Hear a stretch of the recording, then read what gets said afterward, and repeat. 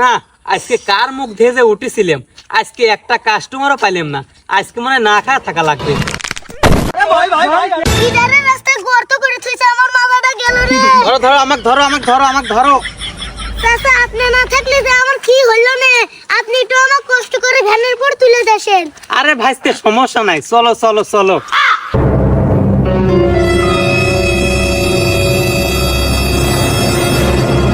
চাচা আপনি যে আমাকে উপকার করলেন, এই ঋণ আমি কোনোদিনও শোধ করতে পারবো না। চাচা এই 500 টাকা নেন, ধরেন। আরে ভাইস্তে টাকা পয়সা আর কি দরকার আছিল কও? তে চাচা আপনি করেন কি?